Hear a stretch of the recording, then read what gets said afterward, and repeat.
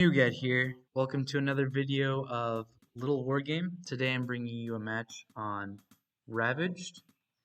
In the top left corner we have myself playing with the red pieces, and in the bottom right corner we have my opponent here. His name is Elbarto. He's playing with the blue pieces here. I think this is the first time I've ever gotten to actually play Albardo. He seems to be pretty good, um, so I'm really excited to actually cast this match. It's going to be a fun one. I remember playing it, so I had a lot of fun playing it. Is basically what I'm trying to say. We're both opening up racks first, so we're opening up with kind of like a standard racks opening. I'm still building workers. My opponent's still building workers, so we're not doing anything uh, too too spicy, at least in this opening. I think I still need to be producing workers. Let me see. Maybe I don't remember exactly what I was doing, but this might be a mistake for myself. Actually, I might be going for a raider opening, so we'll see what happens. My opponent, Albardo, is also going for some raiders. I do start to queue up these raiders here. I have 2 in queue, and then I decide not to put any workers going just yet. I think at this point I'm still using the build that I was using from last video. So since then I've kind of had like a full day of exploring new builds, kind of getting coached from players in the community, people like Weird Rat, and also looking up videos online, looking at just new builds, like different ways to explore builds. So I'm just kind of so basically I've been cutting workers. The idea of my opening is to cut as many workers, to cut workers in a way that'll allow me to get this early first base. And so I get it going, I get my economy going, and Alberto is about to do the same. He's about to start doing his economy here. He also cut workers. Like, as you can see, he's obviously not producing workers, but let's see this raider fight. I know I've got my full bar of flash, basically. Um, Basically wanted to use this raider to kind of scout what my opponent is going for, but, since I see the 2 raiders, it's pretty clear to me at this point that my opponent went for a raider opening. At this point, I'm, maybe not microing the fight as well as I could have. Potentially kept one of those raiders alive. Ooh, and the micro is in. So Alberto doing a fantastic job of microing, basically keeping both of his raiders alive, while I've got, I've got no raiders at this point, right? Because both of them just died, sadly. So quickly producing another raider so I can have something to defend against this. I've pulled my workers so that they can be here at the mineral line and ready to defend. My opponent also pulling his workers to his second base, just so that those bases have better saturation of sorts. So Albardo kind of dancing around this worker line. He doesn't want to get stuck in the worker line too much because he might end up losing his units if he does end up doing that, as I can have my workers start attacking his units. Let's go ahead and take a look at production. Albardo is going for an advanced workshop, so he's kind of seeing if he can do a little bit of harassment. And basically, what I mean by harassment is typically when people go for advanced workshops, the idea is to go for a airship. And airships kind of work like medevacs work in StarCraft 2. You can pick units up and then you can kind of move them across the map. You can kind of go across this area here, pick up some units, drop them in the opponent's main base, and basically do some harassment. And that's what it looks like my opponent is doing. At the same time, both of us are looking to start getting our third bases going. So I felt like my opponent would feel like he kind of has this contain on me, with these raiders, doing a lot of work and putting the pressure here. So he actually does put a lot of pressure here. I actually end up losing my raider almost immediately because of how much pressure he's able to do. But I do have these archers kind of able to zone off my opponent's raiders, and that's still allowing me to kind of get this base going. Now, if he decided to go against these archers, I'm kind of curious what the situation would look like here. If El Bardo decided, I'm going to attack these archers instead of attack this worker, 3 raiders versus 3, now 4 archers, how would that fight go? I'm very curious. Very curious. I don't know. I don't know how that fight would go, and maybe I'm kind of being a little too greedy for kind of being this far out with these archers. I'm getting another barracks. You know, I want to continue this archer production. My opponent just got his airship, and now he's bringing it across the map. He's also going for another barrack, so he's basically been able to expand off of 1 barrack worth of production. And this is kind of why I wish I would have been able to scout this a little bit, because from what I hear, you're not really allowed, or you're not really supposed to be able to take a 3rd base off of just 1 barracks worth of units. And so that's what he happens to do. For me, I feel pretty happy in the opening because I was able to get my 3rd barracks and keep the raider harassment off. But, you know, the raider harassment continues on, so my opponent drops his raiders in the main base. I respond by pulling my workers over to 3rd base, I believe, and starting by moving my archers over here to kind of fight off these raiders if they're still there. Pulling back my workers as I see he's no longer harassing my main base. You know, actually, let's look at my vision. Yeah, he's no longer my main base, so I feel like okay, I can go take care of this. Now, El Bardo, yeah, El Bardo. He's you know coming over here. He's gonna see if he can harass this base now, and he basically can. You know, he's pulling his raiders in. I've got this worker over here, kind of just stuck building this house, but I am able to respond in time with these archers. Oh, and that is actually such a costly loss there. He lost an airship and 5 raiders, which um, basically puts every loss that I've had so far like in the dumpster. He just lost 650 resources from losing that airship with all those resources. Very expensive loss. This might trigger Albardo to potentially go for this all-in maneuver with his archers over here if he feels like he just completely lost uh, his advantage with that. But we'll see. We'll see what his response is. I know for myself, I go for another barrack. I also go for this archer upgrade, extended range. I believe that's what it's called. See if it'll pop up. I don't think it will. He is moving out a little bit on the map. He's basically getting some map pressure. For me, I'm deciding to keep some of my archers back in my main base. I know that he has this advanced workshop. I know he has the potential of doing some drops on my base, so I think I decide, yes, I decide to get a bird. Um, I decide because I have archers at home, I don't really have any maneuverable scouting units that are just like fantastic at scouting. I hit a little bit of a supply block, which I'm not very happy about, but hopefully in the future I won't hit those. But yeah, I decided to get this bird. I basically want to know, does my opponent have a 4th base? And if he does, can I do anything about that? And as you can see, my opponent basically just has this army to protect all 4 of his bases. I am getting more armies. So what do I see here? I do see, sorry for the camera there. I do see that he's got this 4th base going, and I wish I kind of wish I would have used this to scout even further, see what's going on in his main base, see what he's teching towards. I think I do in a second. Yeah, now I have control over this.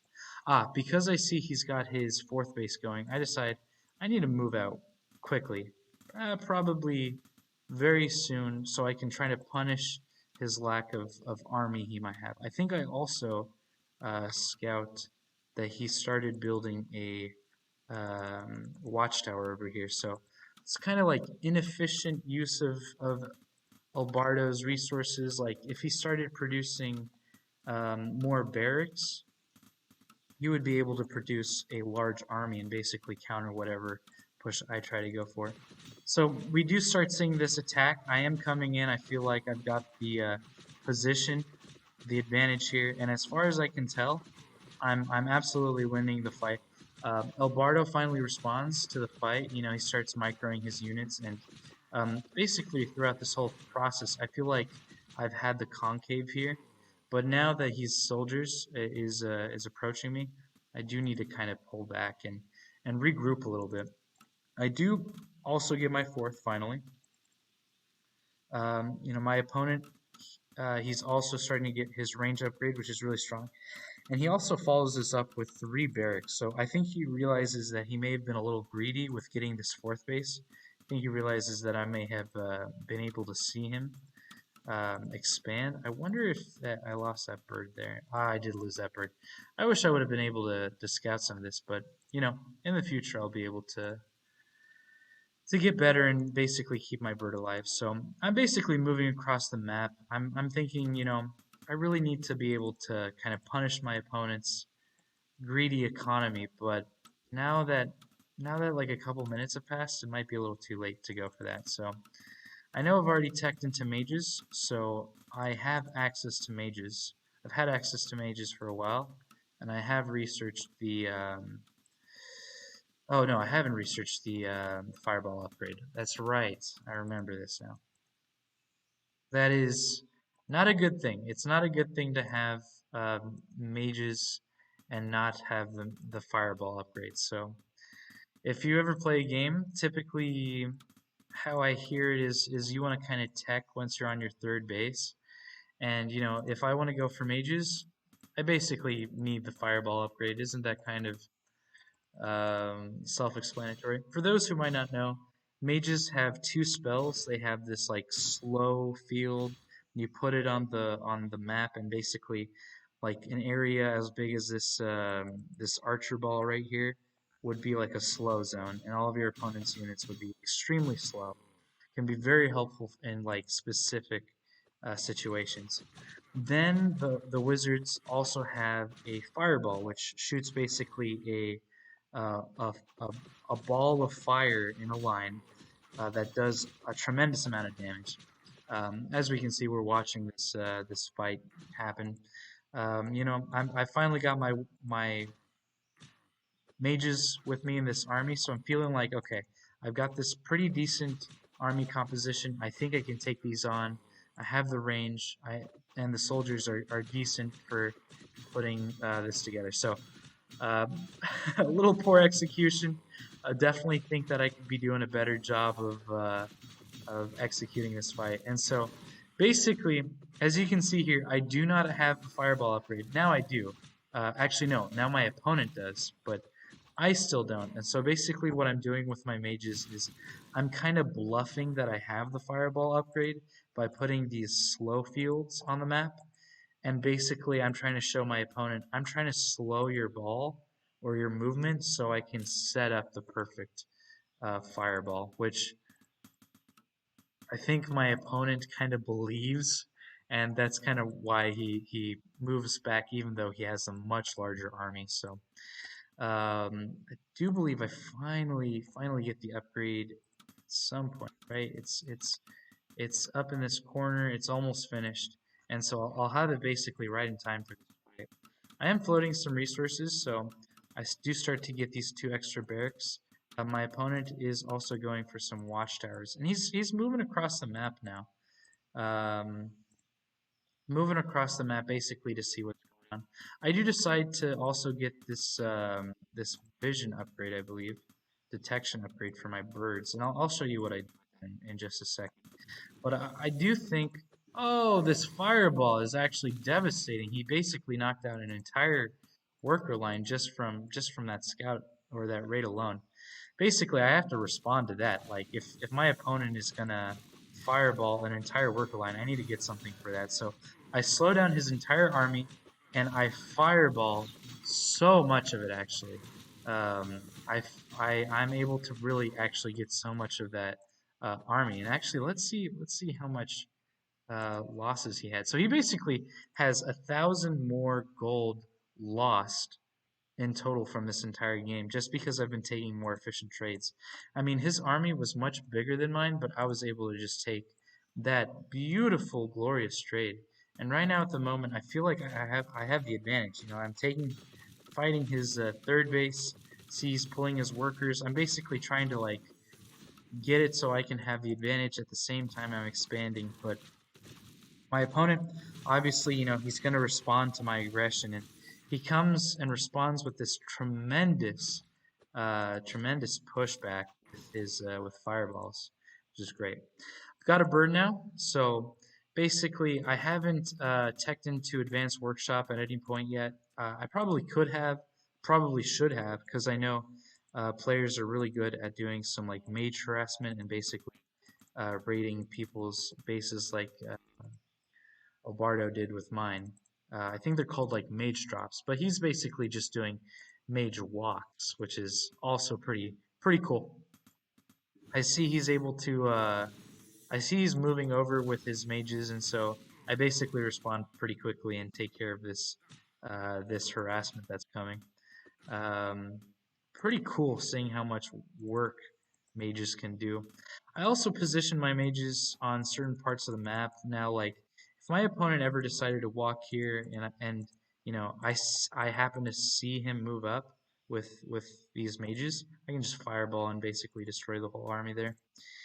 Elbardo does see that I have expanded to this base, so he does kind of move to respond to that. I have a lot of workers here, so I see him move over, and I respond to this mage aggression he has kind of immediately, as fast as possible, because it's a really big deal. Oh man, Elbardo kind of just exploding his fireball load a little too fast here. I wish he would have kept some of those fireballs in reserve a little bit. And as you can see, mages have these purple bars above them. It's basically how much energy they have, and that energy represents how much fireballs or slow fields that they can do. Because it costs energy for these mages um, to actually fire. And so as we can see, I'm just getting some cost-effective trades. My opponent is, he is, coming back and attacking me. But I just have so many cost-effective trades this game. Doing really well. In terms of losses, now my opponent is 2,000 resources lower than me. I'm even expanding. I'm even looking to like just completely own the map is basically what I'm trying to do. And I've got all these units, I've got a decent supply, and I'm just trying to like destroy my opponent's ability, trying to destroy my opponent's army, and really just consolidate and have like a good rest of the game here. My opponent is also going for his upgrades, so we can see that in the top left. We just want to keep an eye on the armies as they're fighting each other. In Littlewargames, the armies are like much more healthy, if you put it that way. There's a lot more HP, so these guys will be fighting a lot, or for a long time at least. So at the same time, I'm basically producing. I'm fixing my mineral lines. I'm expanding. I might even be expanding to this base at some point, knowing that I've got such a decent army advantage at some point. At least I feel like it, because my opponent has been taking kind of bad trades. And as we can see, right at this moment, my supply basically doubles my opponent, almost doubles, like pretty close to doubling. And I wonder if I can pause at any point, because I might need to pause the replay. So this is probably going to be the first replay where I actually use the pause function. Nope. So my opponent obviously using good uses of his fireball as he's trying to attack me and repel this fight. I've basically seen, I'm ahead. I know I'm ahead. I can fight this. I've been holding on to my fireballs too, especially since my opponent kind of started the fight with fireballs. I've been waiting to use my fireballs, so hopefully I get to use it on this worker line here. Ooh, he kind of moved straight into it, so I should be producing back at home. Yep, I am producing like 3 mages at a time. I think I've still got 5 racks, right? My opponent has way more barracks than me, which is very, very good of him to do, actually. Still on 5 bases, it looks like. 6, right? I'm on 1, 2, 3, 4, 5 bases, but I definitely feel like I have the supply advantage at this point. Ooh, I wonder what happens here. Oh man, if I would have been able to see what was going on here. Let's see what my vision looks like. Yep, not the biggest. Oh, this is a very good worker. Well, I hope I respond to this, but nope, do not. Ah, that is too bad. That is too bad.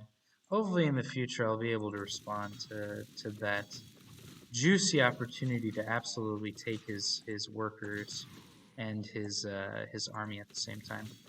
Basically what happens is, I'm producing, I'm also teching into a church because I want to get some healing going on with this army as well. And I'm taking my opponent's bases away from him at this point. I'm like actually expanding into my opponent here. And this is where I have to pause. My opponent gets this amazing, amazing, amazing fireball. He absolutely destroyed my army. I think I had like pretty close to 150 supply there, and he absolutely like kills 50% of it. And basically with that, I basically called GG right away because let's take a look at the units on the map. He has he has way more archers than I do. I have one more mage than he does. But my supply right now is in my workers because I like getting a lot of workers. I like going up to the point where I can be like um, having enough workers to basically sustain whatever expensive army I decide to go for. In the future, obviously, you want to get rid of some workers so you can have more supply for more army. But basically, because my opponent has this incredible opportunity to basically just destroy my army that was here, he he uh, he basically wins. I basically decide, I cannot fight this army based off of the army I have over here. Like all my army is kind of spread over the map. I've got all these kind of random units going on, basically to defend against random acts of aggression. But my opponent basically just destroys the main army I had. And even though I destroyed his army plenty of times, he did such a great job of kind of keeping in the game. I kind of did a poor job of pushing my advantage towards killing my opponent. Like if I ever scouted that he had the space here, I probably could have killed that and moved forward from there. But just want to say good game to my opponent, Elbarto. Played fantastic. Really happy with how the whole game went because we were able to play a very late game, mage composition with all this army stuff going on. So. Anyways, hope you enjoyed. Let me leave a like, leave a comment if you saw anything going on that you want to comment about in the comments. Appreciate it, and I'll see you guys in the next video.